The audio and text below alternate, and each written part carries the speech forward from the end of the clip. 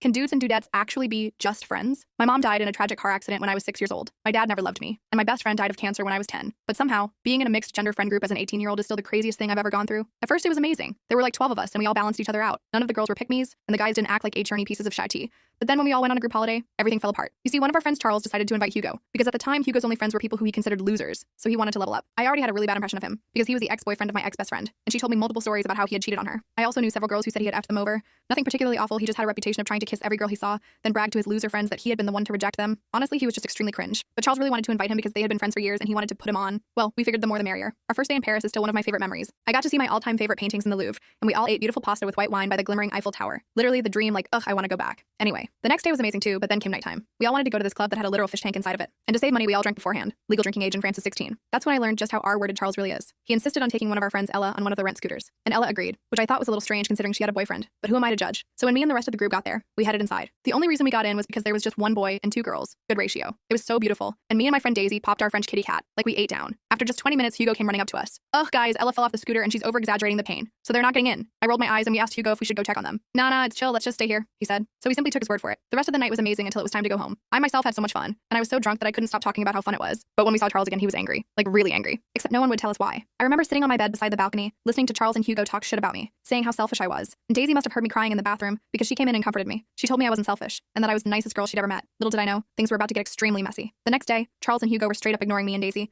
and Charles had a huge crush on Daisy, so she found out the information for me. Turns out Ella had in fact fallen off her scooter. But it wasn't just a fall. It got so bad that the paramedics had to come and stitch her up. And of course, the entire time Hugo was telling Charles that me and Daisy were refusing to leave the club because we just wanted to kiss French guys. He even claimed that Daisy was trying to lead him on. Like what? I didn't even flirt with a single guy. And Hugo was rejected by so many girls that he ended up having to kiss a 30-year-old woman. For the next few days, there was a lot of tension between us. I sort of stopped caring after a while because I knew none of it was my fault. But as soon as the drama died down, Hugo stirred it back up again. Suddenly, Ella was telling me crazy things he'd say about me. And whenever I was near him, he went out of his way to treat me kindly. It was honestly disgusting. The only person who really took my side was Daisy, who also hated him by this point. Then came the final night of the trip. 5 of our friends had come for the last day, and were staying in an Airbnb nearby. When I heard this, I practically jumped for joy, because one of the boys was Jack, my all-time boy bestie who I adored. As soon as we heard they arrived, we, drunkenly, scooted towards them. Unfortunately, I forgot that Jack is an a-hole. He can best be described as one of those straight men who desperately want to be the gay best friend. So when I opened the door, he started shoving me away at full force. He even closed the door on my head. Looking back, it was definitely to impress the girls, and because he was practically in love with me. But why would abusing your friend impress them? Anyway, at the time I was too drunk to understand things clearly, so I cried on the side of the road. Jack even made one of our male friends Pedro cry too. But I guess I didn't realize how effed up Jack was, because out of nowhere he pulled out a gun from the Airbnb room. The rest of the full story is on my channel and linked below.